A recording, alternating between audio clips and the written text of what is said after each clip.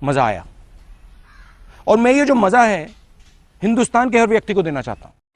UP की जनता से मैं कहना चाहता हूं, आपसे ज्यादा पॉलिटिकल विजडम, मतलब आपने कमाल करके दिखा दिया। यूपी की जनता ने कमाल करके दिखा दिया। नहीं, बहुत सारे स्टेट्स ने कमाल करके दिखाया, मगर बीजेपी यूपी ने हिंदुस्तान की राजनीति समझकर, कॉन्स्टिट्यूशन पर खतरा समझकर उत्तर प्रदेश ने कॉन्स्टिट्यूशन की रक्षा की है। और मैं सब स्टेट्स का धन्यवाद करना चाहता हूं, मगर उत्तर प्रदेश को मैं स्पेशल कहना चाहता हूं। आपने कांग्रेस पार्टी का, इंडिया गठबंधन का समर्थन किया। बहुत बहुत धन्यवाद। राहुल जी आखिरी सवाल। और इसमें यूपी में एक और बात मैं बोल देता हूं, एक और बात यूपी के बारे में बोल देता हूं।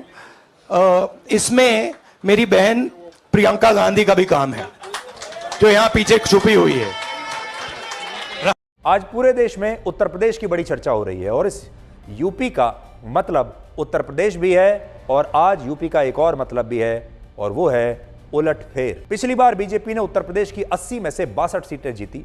इस बार बीजेपी सिर्फ 32 सीटें जीत पाई और उसे पूरे 30 सीटों का नुकसान हुआ।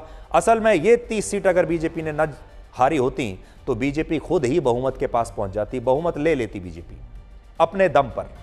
लेकिन उत्तर प्रदेश ने इस बार नुकसान करा दिया और यह नहीं होता तो बीजेपी 272 सीटों तक पहुंच जाती। लेकिन उत्तर प्रदेश के उलटफेर ने यह सारी की सारी कहानी पलट दी और बीजेपी भी हैरान है और पूरा देश भी हैरान है कि आखिर यह हुआ क्या।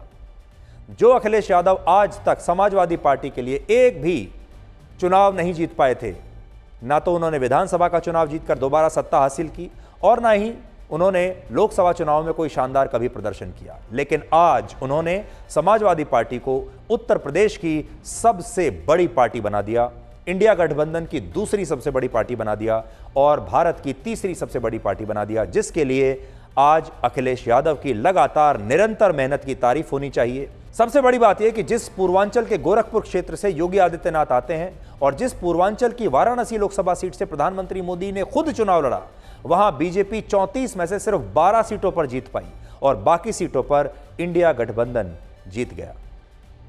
और इनमें फैजाबाद की भी सीट है, जहां अयोध्या में इसी साल 22 जनवरी को भगवान श्री राम के मंदिर का उद्घाटन हुआ था।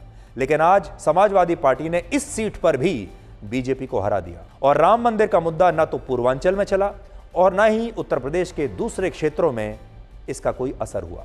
उत्तर प्रदेश में बीजेपी की हार का सबसे बड़ा कारण यह रहा कि उसे पिछड़े, दलित और अगड़ी जातियों के वोट कम मिले हैं।